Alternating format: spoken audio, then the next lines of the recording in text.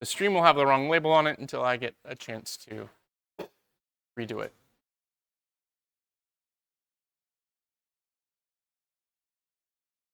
Lots to talk about today. October 17th. I hope you had a nice time off on Thursday, taking your Monday classes. I actually went to Oregon to watch the annular eclipse. So I left Thursday afternoon, got down to Central Oregon on Friday afternoon, and then got up bright and early Saturday morning and drove to the middle of nowhere, and then proceeded to swear at the clouds that decided they were going to flow in and out across the sun. I actually have, the best picture I got was actually unfiltered on my camera phone of the sun and the moon through the clouds. Trying to use the filter. I had a one of those choo-choo solar filter things. It was just a mess. You couldn't see anything because the clouds were diffracting so much light that it just turned into this big orange blob.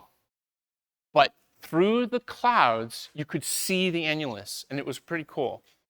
So, I mean, I like eclipses. My first eclipse was February 27th, 1979. And I lived immediately in the middle of the path of the totality, and it was the cloudiest, wettest, rainiest day. So all I could see was it got really dark.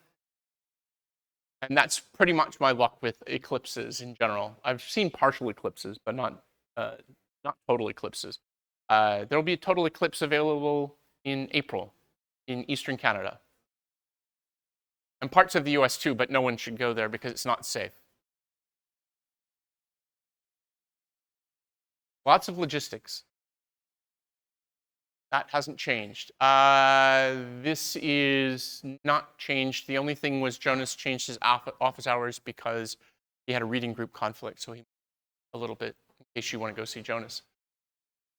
Let's see, your design project 3 team declaration deadline is today.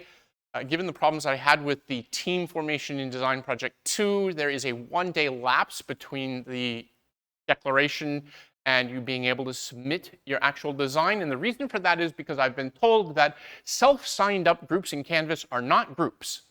Despite the fact that they are called groups, they present in the same exact list.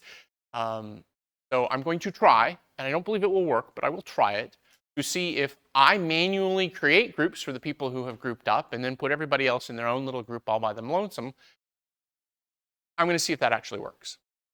And that way, if it works correctly, then what should happen is that one person in the group should be able to submit your design, and then it will count for everyone. And I'm not quite sure I trust it, but the good thing is it doesn't make that much difference because this is submit and you get credit for it. So it's nice to work this out, the logistics out of that as things go on. Don't forget there is a post-lecture self-assessment activity due on Thursday about this lecture. I'm even calling it a lecture, about this discussion. And your design project 2 feedback is due Thursday. Next week, design project 3 is due on Tuesday. Your capstone project report 1 for week 1 is due on Tuesday. And this is the first thing that's actually going to be graded here. Quality graded as opposed to submission graded. I don't expect a lot, but this is kind of the shot across the bow that says, hey, by the way, we are basically like halfway through this term now, and you need to be thinking about that capstone project. So this is kind of the kicker. Start thinking about it. If you're going to be working with people in a group, you've got, 6 weeks to decide. You don't have to declare your group up front. You can do it self-exploratory. All of the weekly reports are individual contributions. You have to submit one. And this is where I'm going to start kicking the TAs. We will be looking at them. We will be grading them. What are you doing? And if you lie, that's fine. We can't really tell. You could write a really beautiful one of these. You could ask ChatGPT, hey, I need a status report that describes what I'm doing for my capstone project in CPSC 416. And here's the rubric. Can you please write me a report? And it will write you a beautiful report, and you'll probably get a great grade on it. But you will still know that you're falling behind.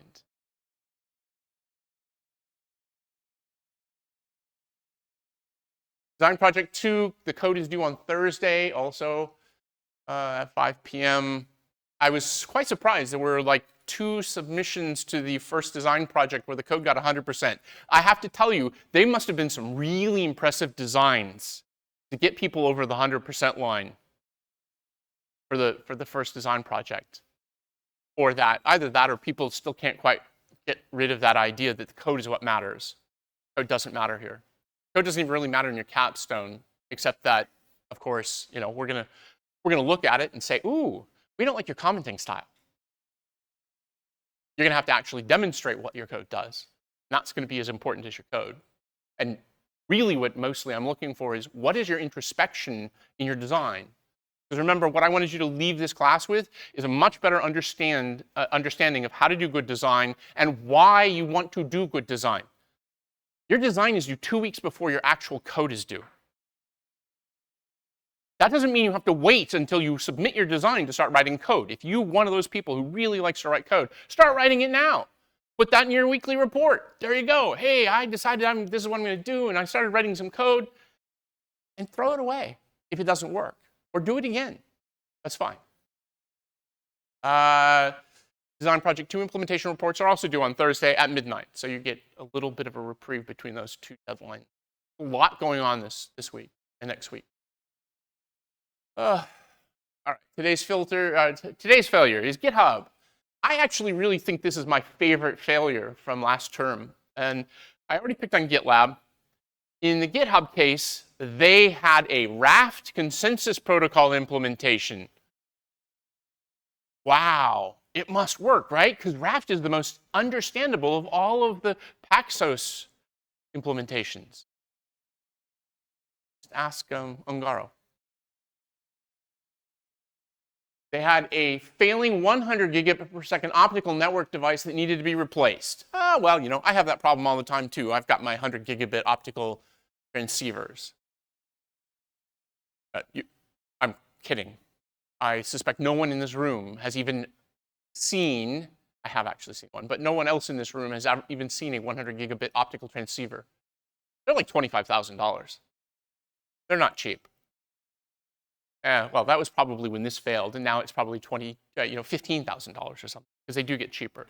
The highest speed transceivers right now are 800 gigabit, and it's gigabits per second, which is 100 gigabytes per second, because there's 8 bits in a byte.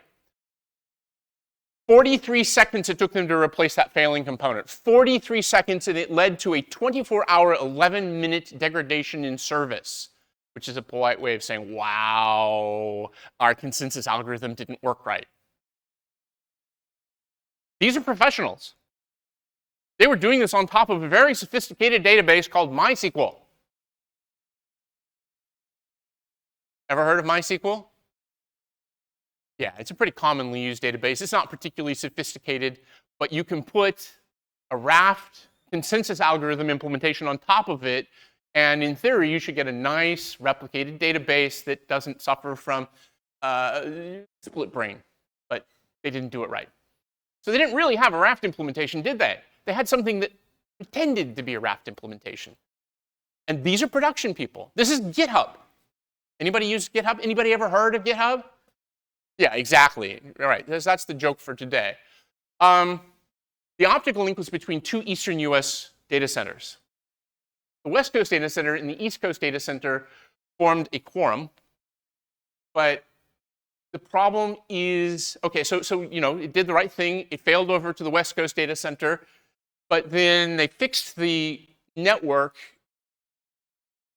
and there were updates that only the East Coast knew about that the West Coast hadn't learned about. This is what I was talking about last week when I'm talking about what happens when you get a new leader who's behind the old leader. There are decisions that have been made by the old leader that the new one hasn't found out about.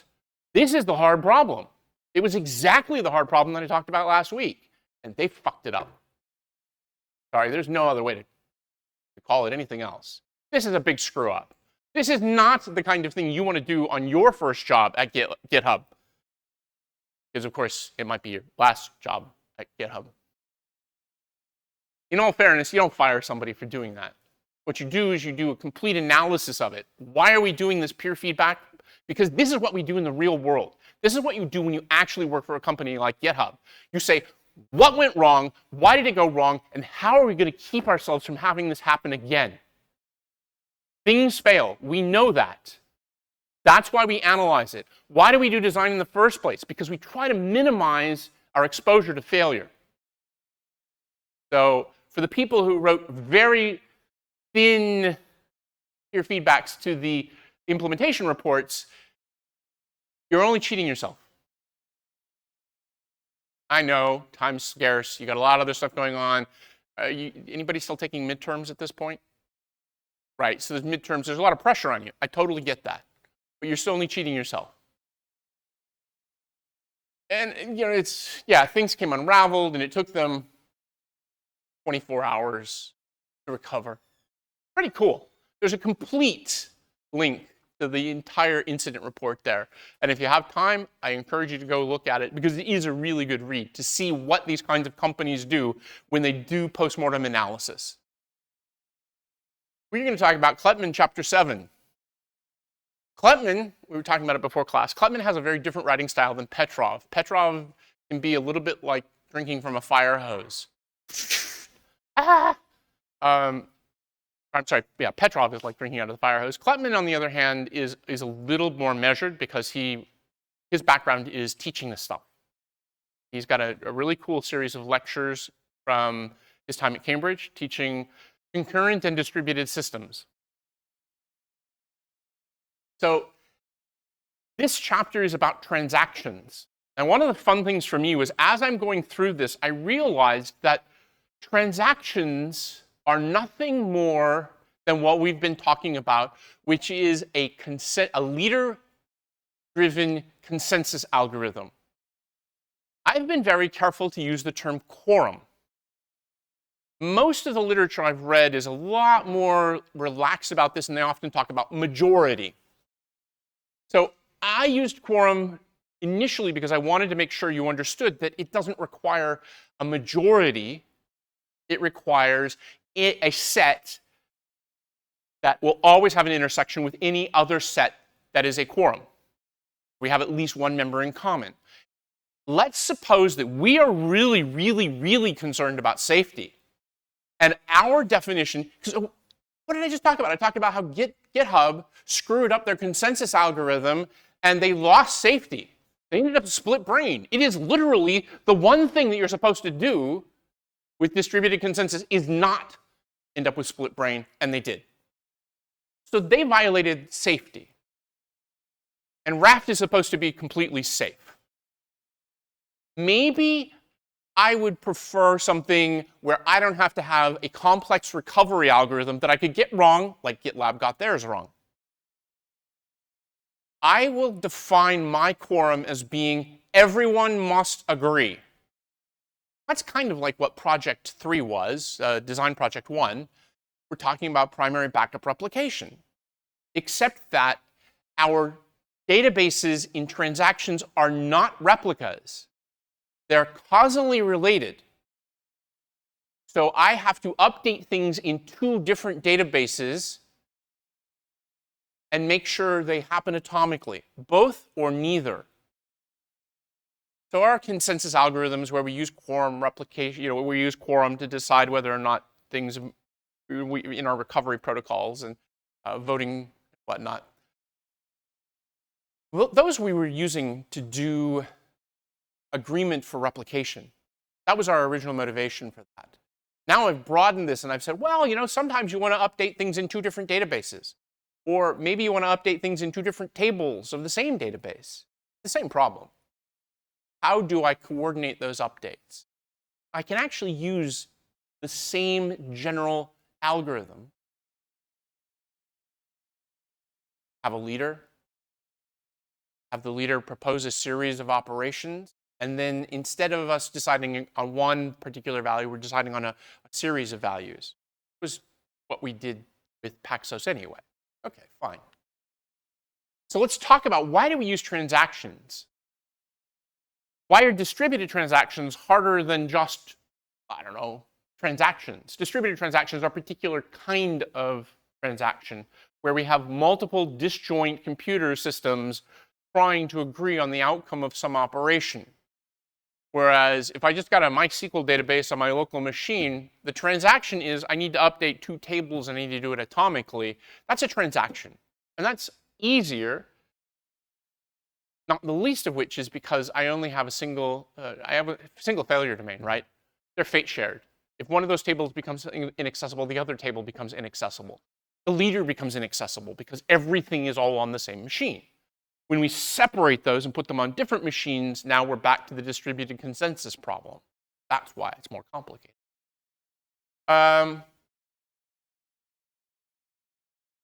Distinguishing between isolation levels. I realize we have talked about safety and I've talked about consistency a little bit. And so I'm going to give you some formal definitions there. I think that now you're ready to look at the range here. Talking about anomalies, that's one of those things that Kleppmann really drills down into, and then talk about some of the practical implications of the work. There is this term, you will, if you have not heard already, you will learn when you work with database people, ACID. That is not something that you take to create hallucinations. It is instead the acronym of what a transaction provides to you. Atomicity, consistency, isolation, and durability. And now we have a holy grail. And I will tell you that for much of my career, I have looked at different ways of providing weaker or stronger versions of each of these. Because there are times I do not want to pay the price for having strong atomicity, isolation, consistency, and durability.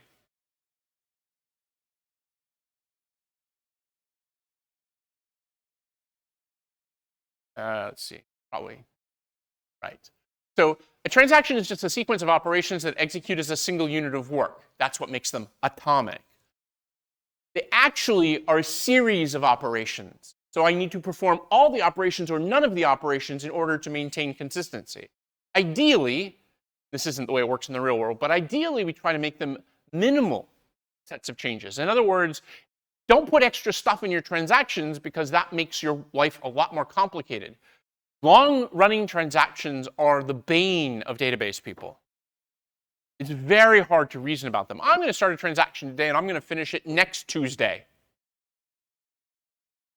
A lot of locking and causal inference that's going to end up going here. Transactions then transition from one consistent state to another consistent state. Here is one of the things I like to say. Transactional systems are easy to build and hard to get right. This term consistent is not well defined because it depends upon the database. It's the data in the database or databases that has to be consistent. Who defines that? If it's your database, you're the one who defines it. And I find that many people don't keep that in mind when they're building transactional systems. They don't say, this is what it means for my databases to be consistent. The classic example in database education is you go to a bank machine, you put your card in, you punch your PIN in, and it gives you cash. And there's a whole series of discrete steps here, each of which must happen or none of which must happen. In essence, by the time that cash is pumping out of the little dispenser there, it had better roll forward because you can't back up at that point. You can back up at lots of stages. I'm sorry, your PIN was wrong. I'm sorry, your account's overdrawn. I'm sorry, the cash dispenser jammed. Once the cash is out in the dispenser, the transaction is done. As far as you're concerned, I mean, maybe you hit the lottery and you go and you look and they forgot to debit your account. That's not a consistent state. That's the kind of definition of consistency I'm talking about here. That sounds pretty easy. Well, we can do that for everything, right? Except the larger and more complicated our operations become, the harder it is for us to define these consistent states. We need to have some mechanism for handling certain classes of failure. If the cash actually jams in the dispenser halfway through, that may not be a failure condition they handle. I don't know if you've noticed, but ATMs are one of the most error-free systems there are because it's real money. And if I once had a machine give me a $100 bill for a 20. That is like hitting the lottery, right? You know, I got 80 extra bucks, and it only debited my account as if it were $20. So I won there. But that had nothing to do with the machine, and it had everything to do with the fact that Canadian money is exactly the same size, just like US money, right? All the bills are exactly the same size. If you go to other countries, the bills are different sizes, so the machines can tell when they're dispensing the wrong bill. Somebody just put the wrong bill in the feeder. That is not a failure that we needed to be able to handle. So there are failures that we don't have to handle in transactions.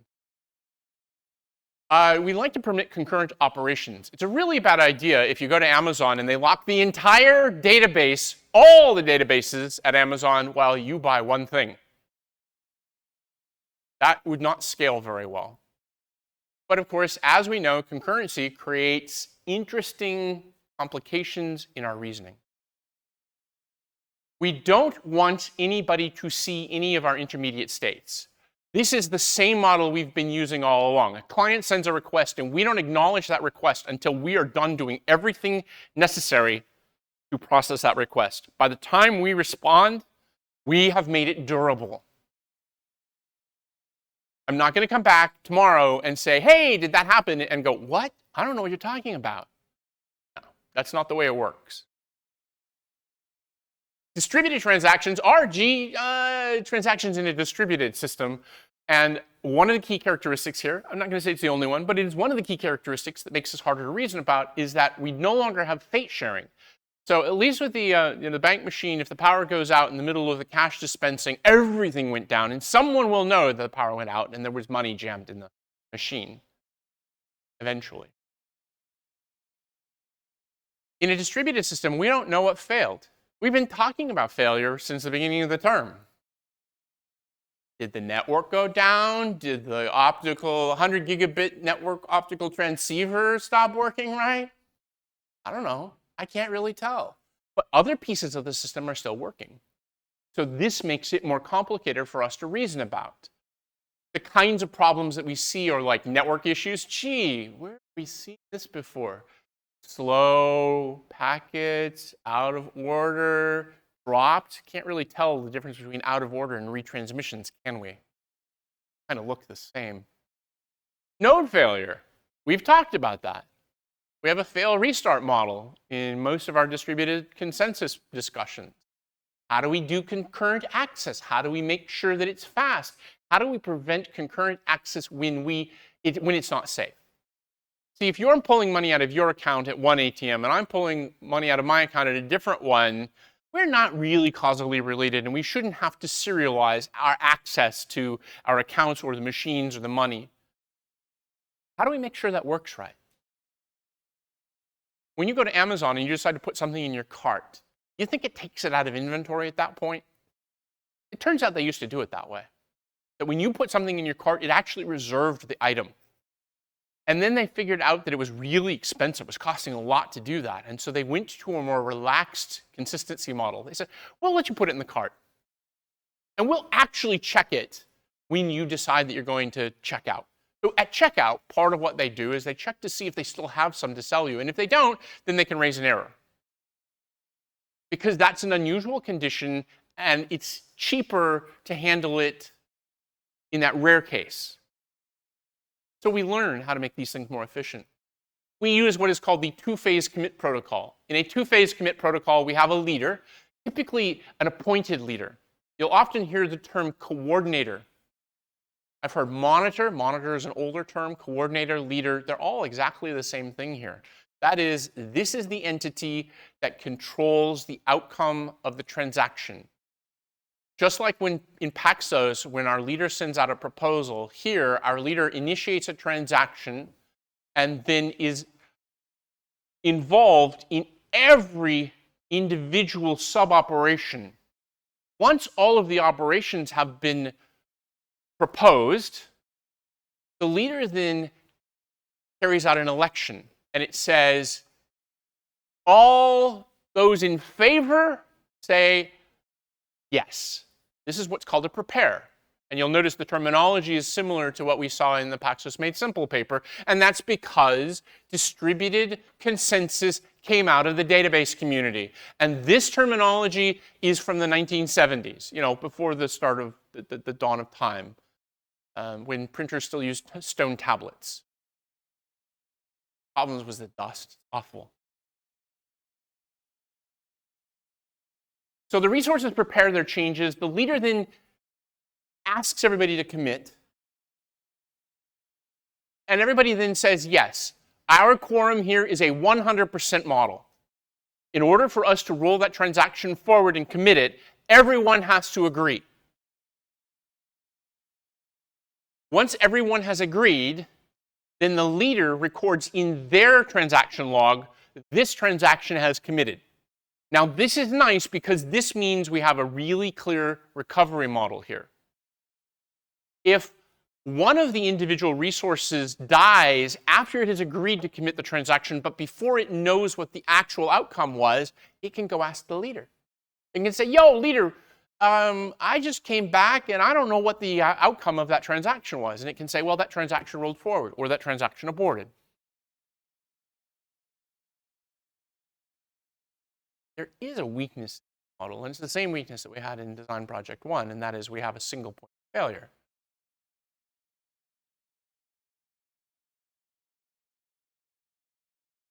If the leader fails, then we get a little problem. But we have a solution for this, don't we? What have we been talking about? We've been talking about consensus protocols. Hey, how about if we replicate our leader? We could create a replicated leader. So we can build a transactional system on top of a replicated leader so that if one of the leaders, one of the replicas in the leader group fails, then we can still continue making forward progress. There's a different mechanism in transactions called three-phase commit, which allows you to elect a new leader. Gosh, have we been here before, or am I just imagining things? I spent how many lectures talking about leader elections? So the difference between two-phase commit and three-phase commit is that in three-phase commit, perform things asynchronously, and we allow switching from one leader to another leader. So it kind of starts to drift towards our distributed consensus model. I shouldn't feel too uncomfortable at this point. Let's talk about consistency models. And there have been some conversations about this, but I thought I'd actually put them all on a slide. So we have strong consistency, eventual consistency, causal consistency, read your writes consistency, monotonic read consistency, and monotonic write consistency. And this isn't actually in Kleppmann. This is my supplement, what Kleppmann's. I'm really diving into this because I think it's a good point to talk about it. Because I'm talking about consistent, acid, consistency. What does consistency mean here? Well, in strong consistency, all of the operations in the system appear in a single agreed upon order. In all fairness, that's kind of what ends up happening in a classic database transaction. These all happened. And any external agent reading a value they just wrote will get back that value, assuming that nobody else has overwritten it, of course. That's the same thing that we were talking about with key value store. So this shouldn't come as a big surprise, because this is kind of where we've been sitting in safety. But I'm going to try and coax you out of that warm, fuzzy safety place and say, hey, let's live on the edge a little bit. Let's see where we can start relaxing things and get some performance out of this. Two examples of strong consistency include linearizable, which is read after write consistency, and serializable, which is about having different schedules of events that lead to the same outcome. Linearizability is really strong. Honestly, so is serializability. They're not exactly the same thing, though. Linearize says, this is the order in which everything happened. Whereas serializability says, well, I don't know exactly what the order was, but here's one. And there are some others that would have led to exactly the same result. And so any of them can be substituted in. They are isomorphic. The strength of this model is that it simplifies application logic. The reason that application developers like these kinds of models is because application developers are simple but loving people, and they're not very bright. You're in a systems class. We're allowed to poke fun at application developers. You don't have to think about any kind of complex failure semantics in your app if it gives you strong consistency guarantees. The weakness for strong consistency is it's expensive to implement. Eventual consistency means in the fullness of time, and I actually think I said it exactly this way, in the fullness of time, all of our replicas will become identical. All of our databases will be consistent with each other. In the fullness of time. What? But as long as it keeps mutating and changing, it may not be consistent globally. A good example of this are what are called CRDTs, conflict-free resolution data types. Conflict-free replicated data types. I always have to think about that acronym. And these are really cool, and they are used a lot. There's the guy who came up with this idea years ago is Hellerstein at Berkeley. And he's still actively working in this space, and they've been developing these things, and people use this stuff, and there's a really cool key value store. Got to bring it back to key value stores. There's a really cool key value store they built called Anna. And Anna provides eventually consistent key value replication. Now, we've been talking about strong replication for our key value stores. Why would you want an eventually consistent one? Well, because you're running Twitter, and what you actually need is that eventually all of your copies have the right data in them. But if somebody looks for something and it's not there right this second, it doesn't really matter. These have very good availability characteristics and really good partition tolerance, but applications can see inconsistent results because I do a read, I see something, I do another read, I don't see it. So now the application developer is given better performance in exchange for greater complexity of the behavior. It's X, formerly known as Twitter, as everyone now calls it.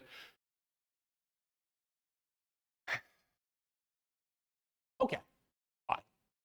Yeah, sometimes I see things, sometimes I don't see things. It's okay. I'm willing to live with that. Causal consistency is somewhere around here, but it provides us with a consistency model that says that anything that's causally related is going to happen in a defined order. It's kind of like we're getting a strict consistency, but only for things that are causally related. If they're not causally related, hey, the order in which they happen doesn't matter. And we're not making any guarantees. You take money out of the ATM, I take money out of the ATM, and we do it simultaneously. And one bank might see those transactions happen in one order, the other bank sees them happen in the other order. It doesn't matter. They're not causally related. It makes no difference in that case. Messaging systems are a really good example of where causal consistency is important. You're using Discord to message back and forth, and what you want to do is and I've actually seen this break in messaging systems where like your messages appear in the wrong order. Whoa! Those were causally related, and you just took my message from today and put it back as if it came in yesterday. That's not cool, dude. I don't want you to do that. This is stronger than eventual consistency, but it's faster than strong consistency, which is its strength. And so, like I said, it's somewhere in between on this continuum. The weakness is that it now means that you have to track causal relationships between things. Well, in a key value store, that's not too hard since everything on the same key is causally related. If you want to create causal relationships for across the keys, not the key value store's problem. That's your problem. Your app has to deal with this now. So you decide you're going to work on Mastodon, which is, of course, the X formerly known as Twitter competitor, open source. Does anybody use Mastodon? There, we got somebody who's using Mastodon. That's cool, right? He's the cool kid in the class. The rest of you, I don't know. You're probably still using X, formerly known as Twitter. Read your write consistencies. I liked this one. The client will always see its own writes in order. Google Docs is the example there. Two people working on the same Google Doc will not necessarily see each other's writes in correct order, whatever correct order is, but you will see your own writes in correct order. And eventually you'll see theirs. So we don't consider those to be causally related. Kind of cool. Clients have a self-consistent view, but can see different data for everybody else while you're all hacking away at the same Google Doc. There's no guarantee about global ordering of operations. Okay, I can get that. And I put these examples in there to give you some idea of why you might try to use these things. Why would you want to use, read your writes consistency? Monotonic read consistency. The client is guaranteed they will always read the same value or a newer value. So you could do a read and a write and then a read, and you might get the old value of that, but you won't get a value before the last thing you read. So I might not have updated the value. You did a write. That write has not been, it's been acknowledged, but it hasn't actually happened yet. So I'm just guaranteeing that you won't see a rollback, hence monotonic reads. An online shopping cart was the example that I came up for this one.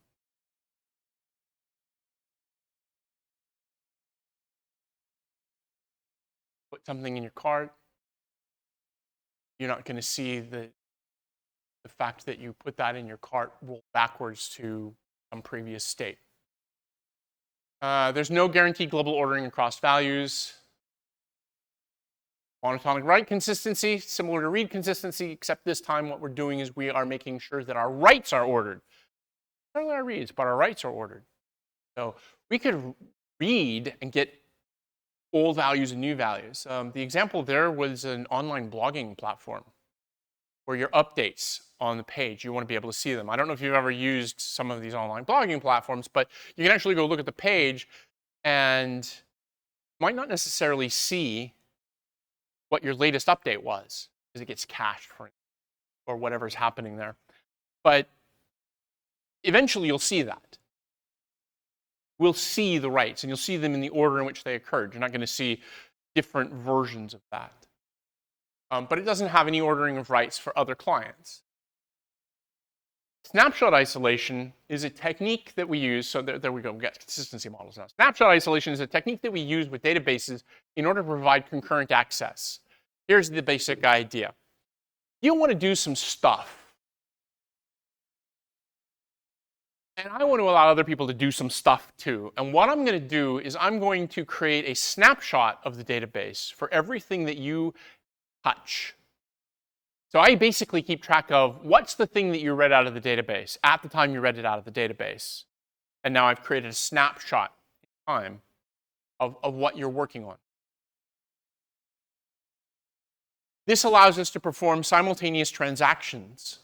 The key here is to realize that as long as there's no causal relationship between these operations, it doesn't matter the order in which they happen.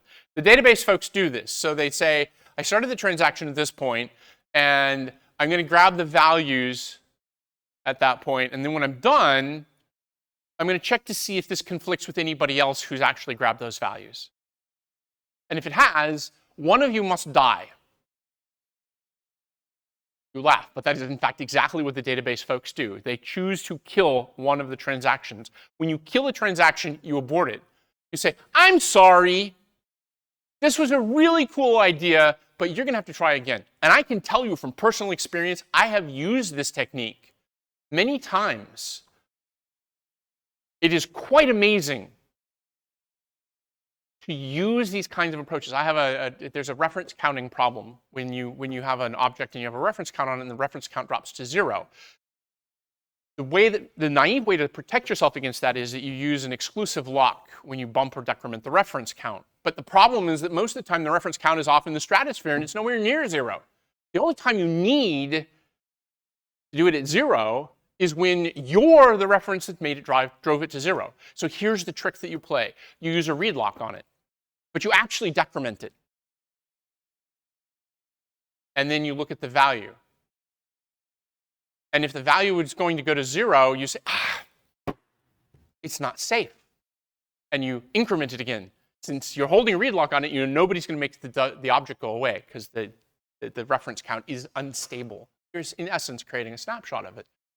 And then you go and you say, well, I lost the race there, so now I'm going to grab the lock to right, and now I'm going to try and decrement it. And most of the time, nobody else will have touched it in the meantime, and you will find that it went back to 1, and then you make it go back to 0. And you preserve your safety, even though you actually did this really weird, wonky dance around it. And that's exactly what this is. It's a form of snapshot isolation. And I can tell you from personal experience, it can make a huge difference in performance. Because you're protecting against the uncommon case by optimizing the common case. You're allowing concurrency most of the time. And then you cheat. Just a little bit, you cheat, and you say, I know I can't make that transition with a read lock held, but if that happens, I know nobody else is going to decrement it at the same time. And if they do, then we're going to deserialize. We're going to make sure that only one of us actually deletes the object. And it's pretty cool. It works really well. And I have used that to go and drive performance. Use it like hash maps, where you're trying to delete something from a hash map and the object itself has a reference count in it. And you have to do multiple levels of lookup. And so you do multiple levels of lookup with locks that aren't quite safe. And when you lose, you basically abort the whole operation and you go back to the beginning and you say, okay, now I'm going to try and do it the slow way. And I'm going to grab my right locks and I'm going to make sure. Or sometimes you do if it's multiple layers, you might continue to grab read locks until you get to the one where you have to grab the right lock to go away. Pretty cool. It's very useful as a technique. So it's something that I use in systems that's not just database related.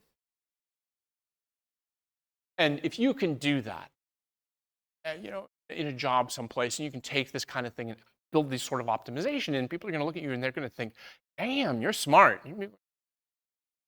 Really, but the fat guy told me about this a couple of years ago. And I didn't forget.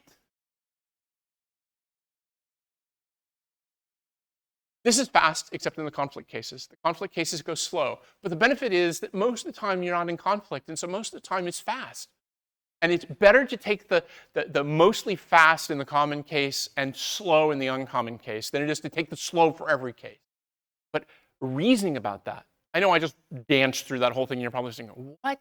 I know the fat guy talked about it, but I don't know what he was talking about. And then one day you're going to sit down and you're going to have to work it out in your own head, or you're going to see some code that doesn't, and you're going, that's what he was talking about. Crazy. The kinds of anomalies that we have when we're doing database operations include dirty reads, reading data that's modified but hasn't been committed. You have a question? That's a great question. It deserves an equally good answer. Next question. No, seriously, it actually depends on what you're trying to do with the application. So one of the reasons I tried to give those different examples of various sorts of applications for different consistency models was to make you realize that it ends up being a feature of the application's requirement. This is why we get to write so many distributed systems, because we need to satisfy the needs of a particular application. You go to work for, I don't know, Uber. And you're going to find out that Uber is this company that has massive pipelines of events that flow through their system, and they use Kafka, and they have distributed databases and all sorts of things, and they have different requirements for different pieces of these. I mean, in the end, all you know is you got on the app and you decided to order a pizza, or you got on the app and decided to order a car. Same thing, right? Doesn't matter. You needed a particular consistency model, but the pieces in the middle didn't need the same consistency model. And so there are going to be different components that have different requirements. There's a question here and then one over there.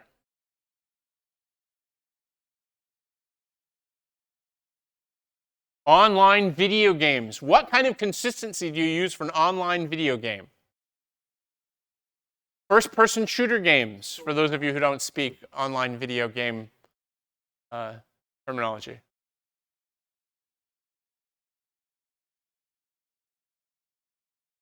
So what is the really interesting problem with any kind of online game? It's Byzantine, right?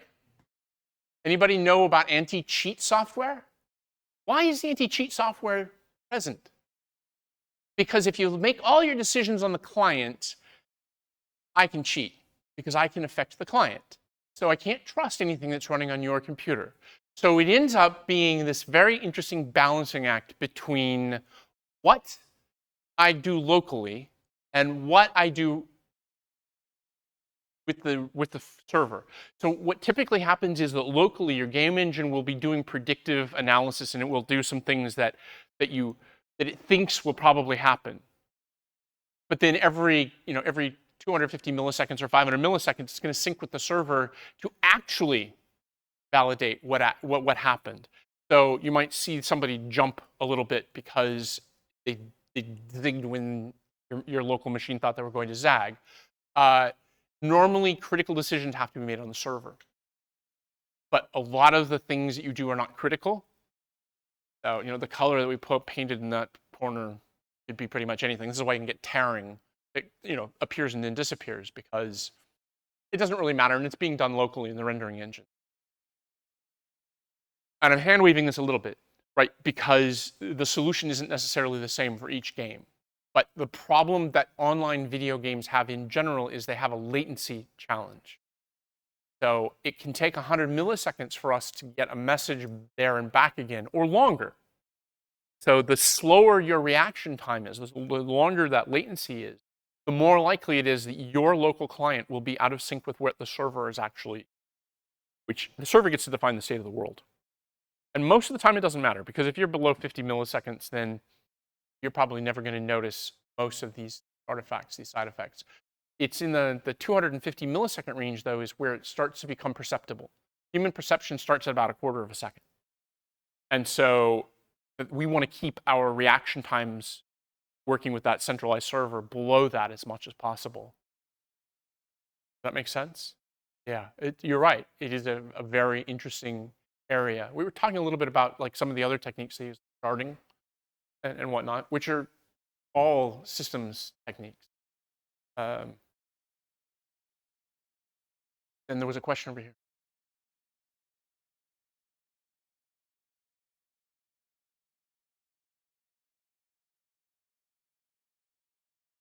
How related is your consensus algorithm to your consistency model?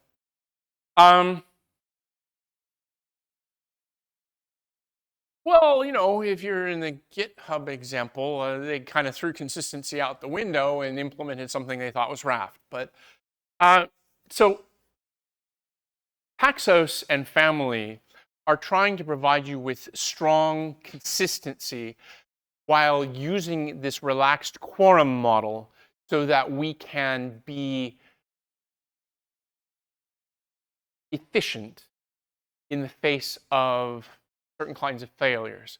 One of the reasons that I mentioned things like eventual consistency is that eventual consistency is a much more relaxed model in which we allow things to be out of sync for a while with the guarantee that eventually, if the world just stopped, eventually all the database replicas would come back into focus. And in essence, that's because the operations in an eventually consistent system are serializable, right? So they're isomorphic paths. And that is based on a branch of mathematics called lattice theory. Has anyone ever heard of a graph? So graphs are a mathematical construct that Euler came up with talking about bridges in Germany in the 18th century. And we still study them today. Graphs are very heavily used. There is this idea of what's called a lattice, which is the paths through a graph to go from various points. And what you'll often find in graphs is that you can get from point A to point B via a variety of different paths through that. And these create partially ordered sets, posets.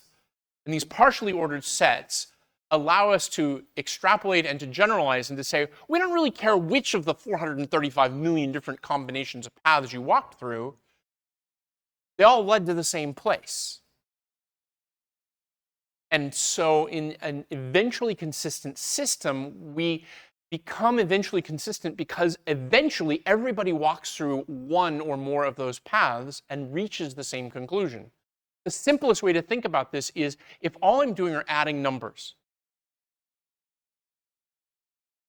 it doesn't really matter what order I add them in. If I read the intermediate states of the value, I might end up with any of the possible choices of orders in which I added those numbers. But at the end, when people stop adding numbers, it's exactly the same data. And that is in essence what CRDTs do. They use lattice theory. That was Hellerstein's whole thing. They used lattice theory to reason about eventual consistency. So we know it will eventually be consistent even if you and I try to read what we think is the same value and get different numbers back. It's because we are seeing it at different points in time. But most databases do not have an infinite number of updates to them. In fact, in the real world, most databases never change. Most entries in the database are cold.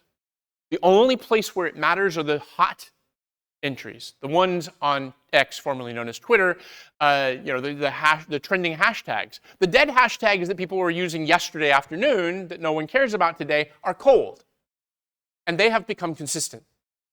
The trending hashtags that everybody's using right now because they decided that they needed to use it right now are rapidly evolving and changing. And so therefore, if I say, show me the last 6 things on this hashtag, and you say, show me the last 6 things on this hashtag, we end up with different values. But it doesn't matter. It depends upon the application. The choice of consistency model is not an absolute one. When you get into the financial sector, they're going to be sitting there going, I want safety. I want guarantees. I don't want anybody ever spending the same cryptocurrency twice. That was a huge issue in cryptocurrency. Right before the Nakamoto paper, David Chaum in the early 2000s did a huge amount of work on cryptocurrencies. And the problem they kept facing was what they call the double spend problem, which is I spend the same cryptocurrency twice. And then Nakamoto comes along and he proposes, in essence, what is a consensus protocol. It is. It's a consensus protocol. It's a decentralized consensus protocol without a leader. Pretty cool. But that's all we're talking about. Were there any more questions? Cool. All right, so let's talk about dirty writes. That's a case where somebody's modifying data that someone else has modified in a different transaction, and we use like snapshot isolation to protect against that. I walked you through that case where I was using it for reference counting, and I detected dirty writes, and I recovered from that by, in essence, abandoning my right. Read skew, where I read the same value, and I didn't change it, but somebody else did. So now I'm not getting the same result. So I don't really have an isolated view. Lost updates, where I do a read modify write, and somebody else is doing a read modify write. This is a problem with reference counting. If I'm trying to bump the reference count and you're trying to bump the reference count, we have to make sure that's done atomically. Because otherwise, we both think we have a reference on the object and we don't. Same thing with databases. Write and write skews are where we have read modify writes that race to multiple values, whereas lost updates are a single value. So let's say you're incrementing and I'm decrementing it at the same time.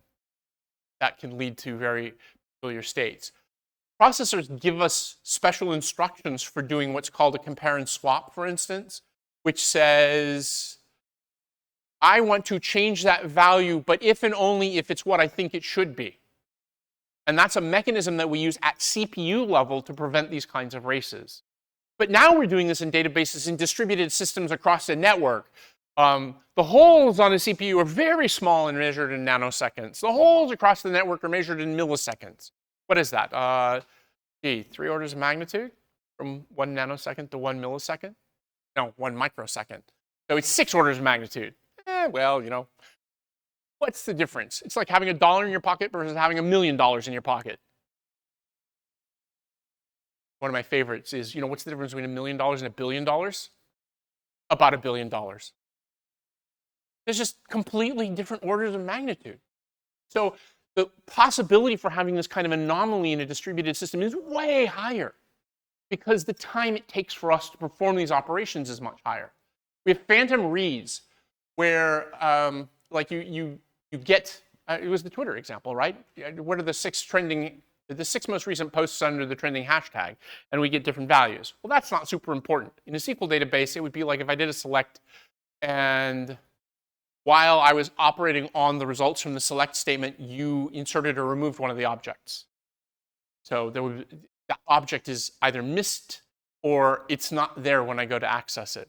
And so these are the kinds of problems that happen, and we have to solve these in transactional systems. Why did I want to talk about transactions? Because in Design Project 3, which is DS Labs 5, we are talking about a sharded key value store. Well, the shards are each independently key values. They're replicated, Paxos replicated key value stores. On top of that, then, we have an additional mechanism for moving pieces of the space between the shards. Why would you ever want to do that? How else are you going to scale things up? You have a distributed hash table, and your distributed hash table is now under stress because your product has been wildly successful, and suddenly instead of needing 10 servers, you need 100 servers to process it. And so you say, I need to scale this out. But the beauty of a key value store is that one of the easiest ways to scale it out is just to simply divide up the work. That's the process of what we call sharding. When I shard the key value store across, I go from 10 shard groups to 100 shard groups. I have to redistribute things. But while I'm redistributing it, I can't just shut the database down. I say, hey, you know, we're going to do an upgrade here, so you come back in a week and I'll give you, whatever it is you needed. No, that isn't the way it works in the real world. In the real world, what happens is I have to move things and you have to keep being able to access them. So I needed to use a transactional system to guarantee that the move is done in a way that's not visible to you, but preserves my safety guarantees. So I am layering transactions on top of a Paxos key value store. I stitch these multiple Paxos key value stores together to give you a super key value store that is individually replicated in each of the individual pieces of it. There are some really cool pieces of work here. One of the things that happens at a company like X, formerly known as Twitter, is you get certain keys that get hit a lot. They're the hot keys. And okay, statistically, that means if I've got 100 shards, then statistically, none of them are going to really be hot. But the real world says, queuing theory is going to screw you here, and you are going to have some hot keys that are all on the same server. And so you realize you can't use a static sharding technique. You need to use a dynamic or routing-based sharding technique. So you're looking for capstone project ideas. There's a thing called Cord, which was a distributed hash table, which is just a key value store. And it actually has dynamic routing.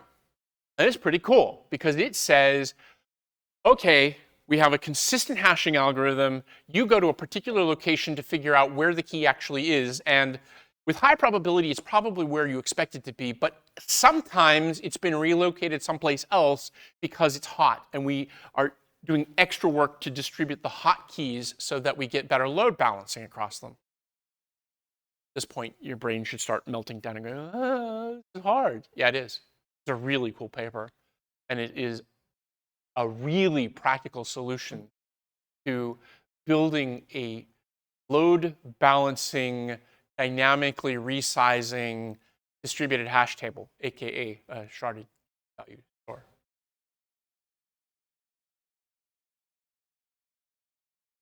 Combining distributed transactions and consensus is really cool. As I've noticed, as I pointed out at the beginning, well, okay, distributed transactions are really just a quorum of 100%. It does meet our definition of a quorum, which says I always have an intersection. This is a really strong quorum. This is the everyone must agree quorum. Now, we can look at that and we can say that's not very realistic, but I would argue that it is. That when you look at, for example, here in Canada, there are certain changes to the government, to the charter, for instance, that have to have super quorum. Not majority, super majorities. Well, this is just the extreme end of that. Everyone has to agree. Actually, that's NATO, isn't it? In order to become a member of NATO, every other existing NATO member must agree to let you in. That's what Finland just went.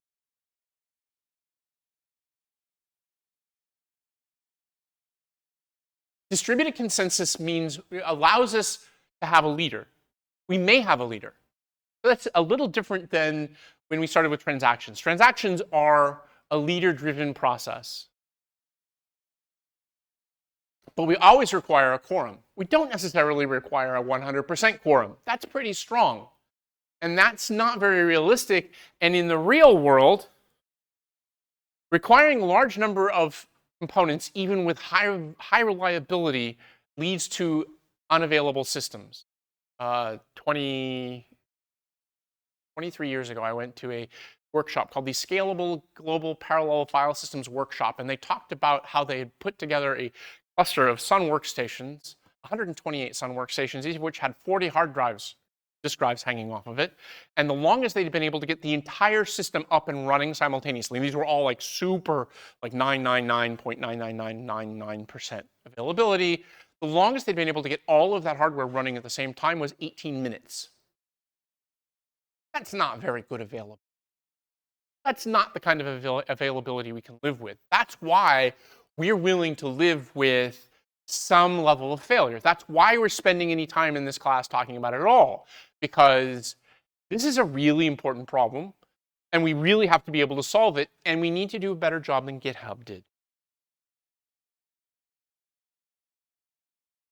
We can combine these different techniques together. We've already we started off, and this is, I like this in Paxos.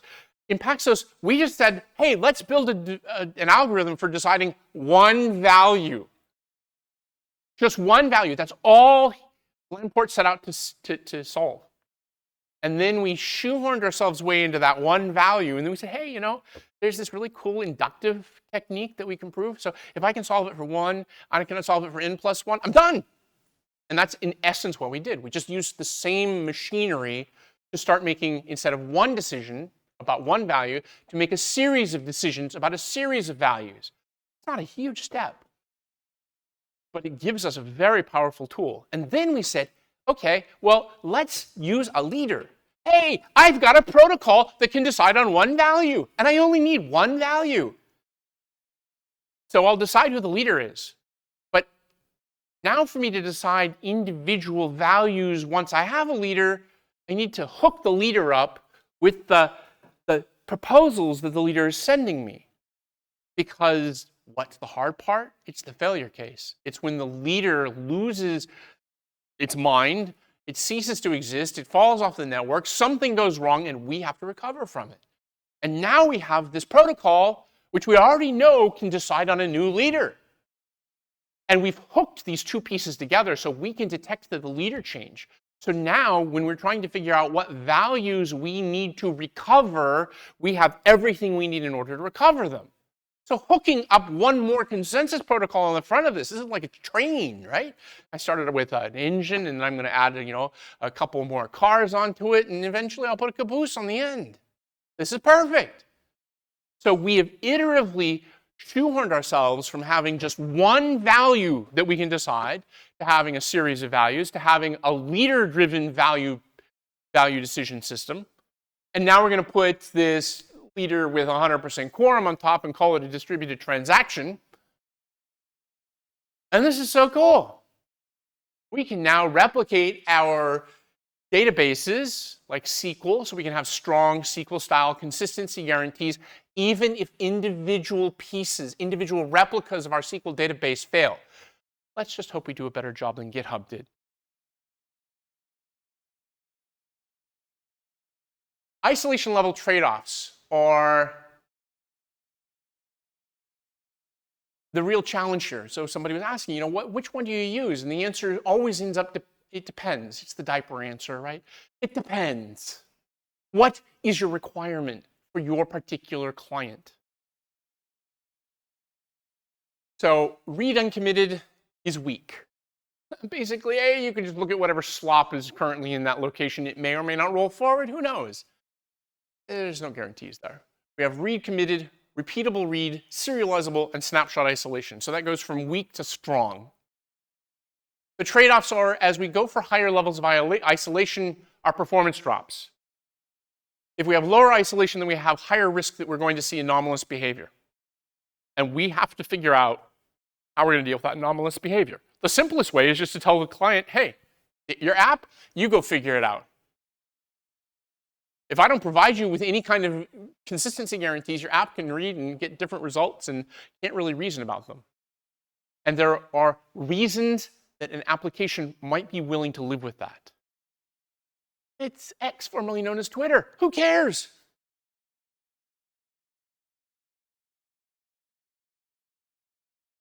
The practical implications of this are, in the real world, we have operational complexity, because in GitLab, or GitHub's case, and in GitLab's case, things didn't quite work the way that we thought they were going to work. So we have real-world complexities that we may not even realize when we built these systems. We have to worry about latency, system failures, scalability. Why did I talk about Cord? Why did I talk about distributed hash tables and the ability to shard and to put consistent hashing on top of them and routing algorithms on top of them? That's because we do those things so we can scale up. And scale up is a huge issue here. You go to work for Uber. I actually knew a guy who graduated, he got his PhD at Georgia Tech, and he went to work for Uber, and he had to explain to his wonderful Korean mother that he was not doing delivery. He moved on. I think he went to Meta afterwards. But yeah, it's pretty funny. You tell your family, hey, I'm working for Uber now. And that could be because you can't actually find a job, or it could be because you're actually hanging out with people and learning all about Kafka. So you have scalability, and then you have this changing requirements thing. And that's really one of the interesting challenges in this business, is that what the clients need changes over time. And so you will find yourself retrofitting functionality into. Why make it easy by knowing exactly what you're building up front? Why not just sort of use that agile sort of development pattern where we just kind of keep rewriting our distributed system? It's not hard. What happens if I get my distributed system wrong? Well, people lose their data. Nobody cares anyway. Yeah, right. That's not the real world. We need to monitor things. We use logging, we use alerting, we have anomaly detection. So I've just given you a whole list of anomalies. We can detect them if we're properly implementing things. We can think about how the system itself actually behaves and what's acceptable, what's inside of the bounds of normal behavior, what's outside of the bounds. You might want to have a pager that you can automatically call from your software that says, hey, something bad happened. When people work at Amazon, they do pager duty. Depends on the project you work on. But if you're working on critical systems, you can do pager duty, which means that you're the person who gets the call in the middle of the night that says, your service is down. Could you please log in and figure out why? And that's when you're going to be really grateful that you put all that really cool logging in there to figure out what happened. I've done a lot of debugging through. There is an entire group here that does research in using logs in distributed systems to figure out what invariants are. Pretty cool. We use logs for a lot of stuff. Logs are, in fact, a linearized record of what happened. But if I have a log on every server, I don't have a linearized record, do I? I have a collection of linearized records that may or may not be correlated to each other. And so there are different techniques that we have to use for coming up with a serializable order of operations across the set of linearized logs. There's actually, you can send messages. You can actually use messages and reason about things based upon the way the messages get recorded into the log. And then you can figure out where consistent states were. Many times I've had to figure out inconsistencies by looking at the wreckage strewn through the system and work backwards from that and say, how could this have happened? There's nothing better than figuring out what could have caused the bug that you're seeing and building a fix for it and making sure the fix doesn't cause the system to fall over in testing, and then having no idea if you fixed the bug or not. Because it's so non-deterministic. It's so hard to actually reproduce. And it is, I usually liken it to being akin to particle physics, where you don't actually get to see the phenomena. You actually have to look at this wreckage strewn through the system and work backwards from it. Yeah, people care about performance. I don't know why. So we have to tune things for that. You have to worry about auditing and compliance because there are people with money and guns who are telling you that you will do these things or they will make your life miserable. And ultimately, you have to learn about how the system is behaving and how people use it, because people will use your system in ways you never envisioned. And then you will have to try and adapt to make the system work better for those people. This is why Amazon has had S3 for decades, literally, and they still are doing work on S3. Because people, they have, I think they're in the zettabyte range for their storage capacity. Zettabytes. There was a whole thing about Project Silica at Microsoft where they put 10 petabytes. That's where you put your peta files. 10 petabytes on a little piece of glass. And when I was at Microsoft, they were working on that project next door to us. There you go. So there's a lot going on here. I have expanded a little bit beyond what Kleppmann is talking about, partially because I felt like this was a good time now to start sewing some of these things together. You've come a long way already. We're what, 6 weeks into the term? We've covered a lot. I have covered leader election. I have covered consensus multiple times. We now get to see transactions and go. And honestly, it was the first time I've ever presented it this way, and it was a really cool revelation to say, damn, transactions are just consensus with a quorum of 100%. Matches the definition. So we have one model, which is the quorum model. We agree on some set that will interact with any other set. And it's easy with that definition to say, okay, yeah, 100% of agreement is always going to intersect with any other 100% agreement. That's the easy case. Everybody agreed on what to get for dinner tonight. Miracles happen. But that's not practical in the distributed systems sense. It's not practical in the first-person shooter sense, right? Your computer crashes, right? Earlier today, I had WoW up, but I wasn't really doing anything. I was like checking gear out or something. And I'll be damned, but the graphics card froze. I was talking to somebody on Discord, and I could hear them, and they couldn't hear me. Because if I had the right piece of hardware, which I've tried to get, there's actually a magic way I can make the system crash and I could go analyze it. Because I have a pretty good idea of what it is. They have a causal dependency between a pair of spin locks, 2 or more spin locks. It could be really embarrassing in just one. It's where you realize that the lock that you're trying to acquire is the lock you already own. It doesn't work for spin lock. It causes you to sit there and spin, waiting for yourself to release the lock so you acquire the lock. Never happens. Oops. I hate when that happens. Stuff breaks. And that's the real world we live in. And there's just a sound of silence. I don't know if that means that people are like getting it or if they're just like, up. I want to go get something to eat. It's 6:15. Hey, maybe I can order something from Uber and it'll be delivered to my my residence by the time I get back to it. All right. Same time, same location on. Have fun.